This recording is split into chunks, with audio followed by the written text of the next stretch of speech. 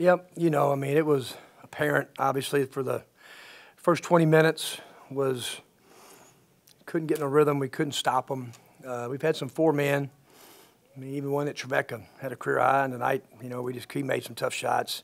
27, thought in the second half we rebounded it better, played inside out, kind of how the score should have looked maybe. But give Mississippi Valley credit. They played totally different than they played in the first two games. They controlled tempo. They didn't play as fast, which really helped them in this kind of game.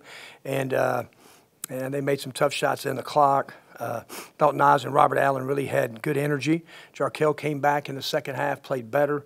So I used the analogy of UMass loyal, and Lipscomb goes to Dayton and wins.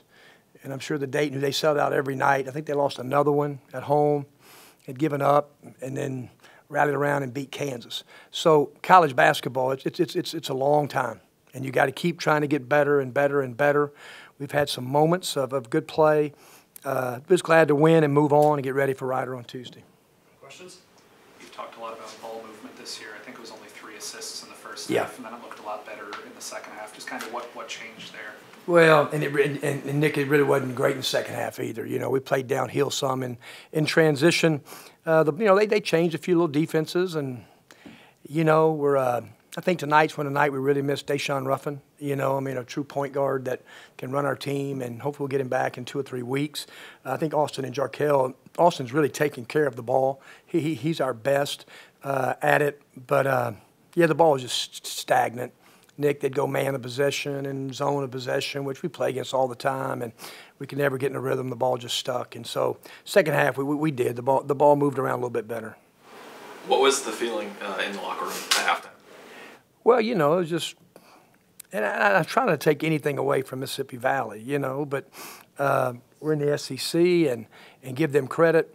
But our team just, didn't have any juice. I mean, for the – and I go back to, like, the tournament in Charleston.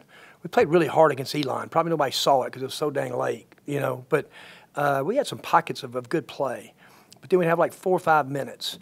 And that was just about 20 minutes. It just – I don't know. We just couldn't get any rhythm offensively. And, we were up 21, and just stagnant. But the locker room, I mean, I let those guys kind of meet. Jarkel got them together, and they met. He and Robert. Robert's done a really good job of leading. And we just made a few little adjustments, what we're going to try to do offensively. Did better. Obviously, you can see we're a work in progress, but they did a good job second half. Had Ty come in and start. Is that just one of those where you said you were going to kind of tweak the lineups here and there?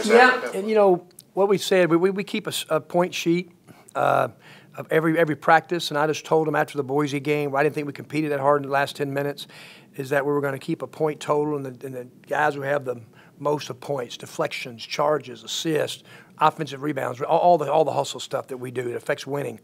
And those are the 5 guys. Jarkel had been first or second all preseason, but he finished like 6th or 7th, so those are the first 5 guys, and we started them.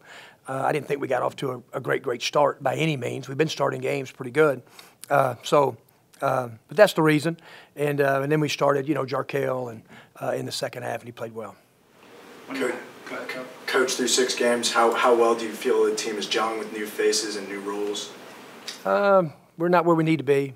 Like I said, we've played some pockets of good play, but we're not anywhere close to where we need to be.